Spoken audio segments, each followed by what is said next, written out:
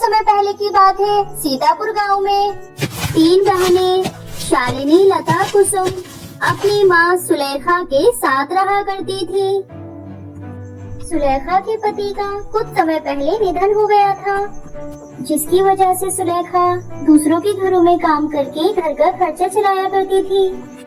एक दिन तीनों बहनें बाहर जा रही थी, तभी गांव में सभी आपस में बात कर रहे थे।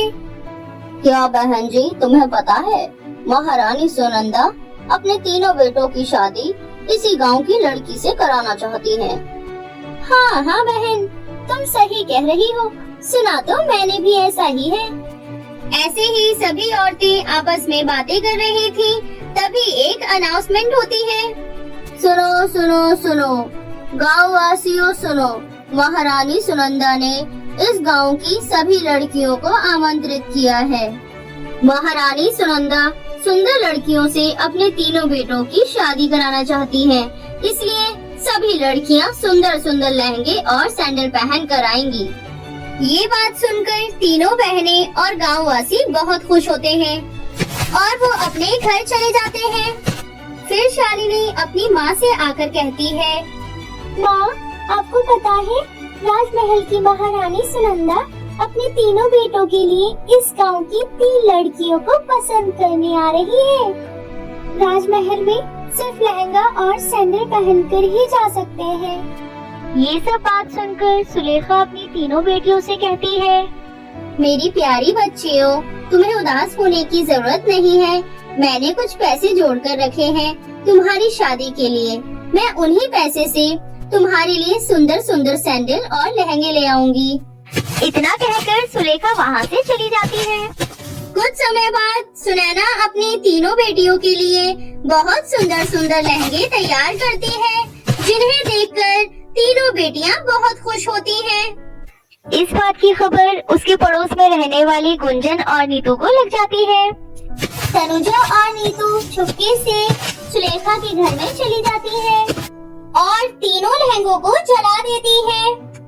देखा, अब तीनों बहन राजमहल नहीं जा पाएंगी और इतनी जल्दी तो लहंगे भी तैयार नहीं होंगे। ऐसा कहकर दोनों हंसने लग जाती है और दबे पैरों घर से बाहर निकल जाती है।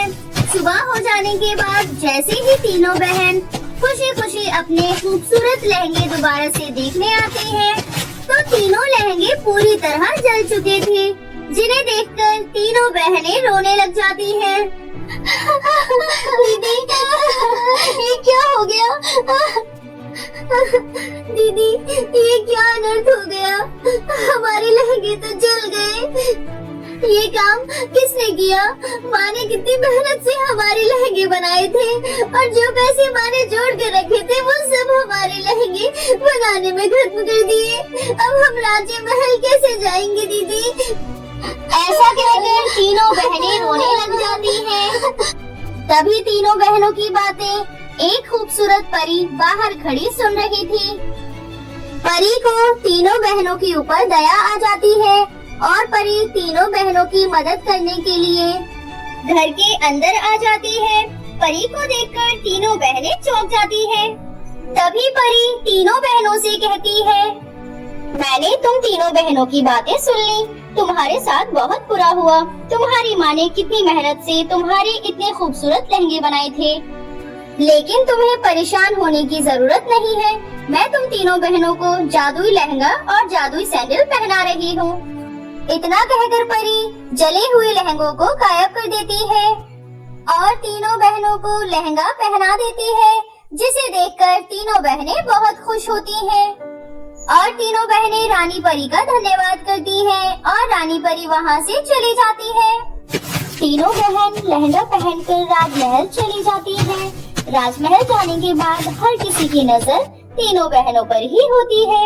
जादुई लहंगा पहनकर तीनों बहनें बहुत ज्यादा खूबसूरत लग रही थी। महारानी सुनंदा को तीनों बहनें बहुत पसंद आती हैं। मैं जिस तलाश में इस गांव में आई थी, वो तलाश मेरी पूरी हो गई। मैं अपने राजकुमार बेटों की शादी तुम तीनों लड़कियों से ही कराऊंगी।